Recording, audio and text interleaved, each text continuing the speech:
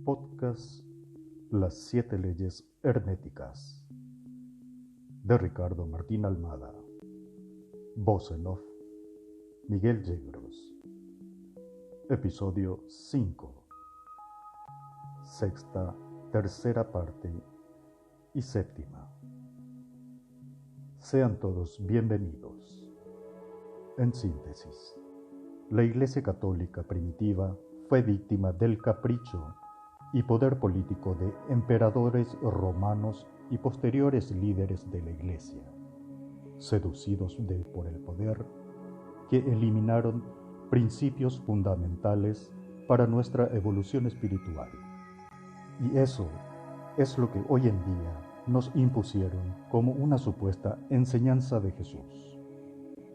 Hasta hoy día han pasado 1453 años del Edicto de Constantinopla, sin que ninguna autoridad eclesiástica se haya pronunciado contra aquella arbitrariedad, para examinar y revocar lo promulgado en aquel concilio.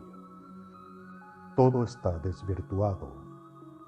Mismo los santos que fueron canonizados por la Iglesia Católica creían y proclamaban esta verdad de la reencarnación.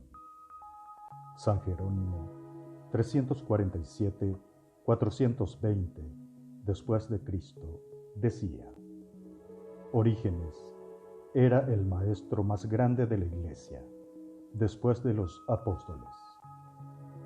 Igualmente, San Gregorio, 257-332 después de Cristo, afirmaba: es absolutamente necesario para el alma ser curada y purificada. Si eso no puede cumplirse en una sola vida, es necesario hacerla en vidas posteriores. San Clemente de Alejandría, 150-220 después de Cristo, y San Agustín, 354-430 después de Cristo, proclamaban igualmente las enseñanzas de Orígenes. Es hora de despertarse y convertirse en buscador del conocimiento, para sacar el velo de la distorsión y el engaño que cubre la verdad, y salir de la ignorancia en la cual está sumida la humanidad. Al hacer un cambio en las causas, obtendremos nuevos efectos. Séptima ley, ley del género. Todas las cosas y los seres tenemos dentro lo masculino y femenino.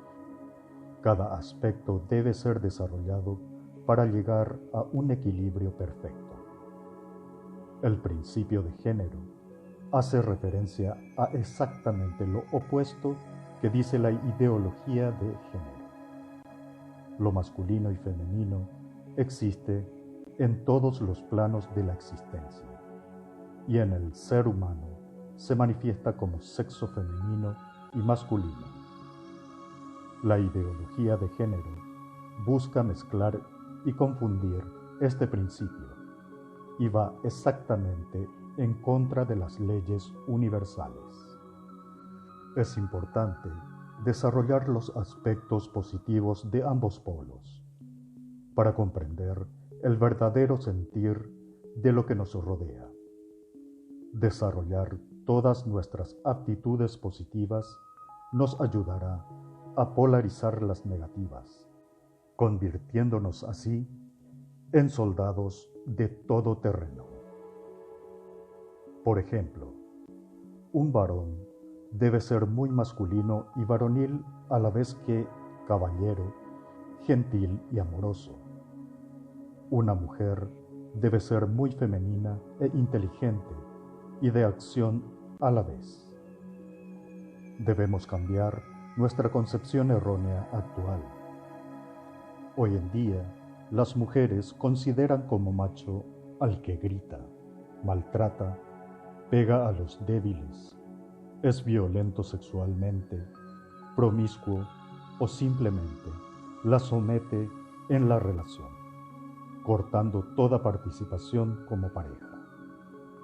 y los varones ven a la mujer como objeto sexual o como encargadas del trabajo doméstico. Actualmente, ambos sexos ven solamente la parte primate del otro.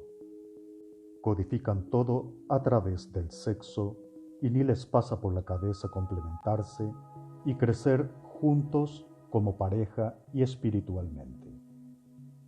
Esto representa la negación de la ley del género de Hermes Trismegisto. El conocimiento es riqueza. Muchas gracias por asistir. Voz en off, Miguel Yegros.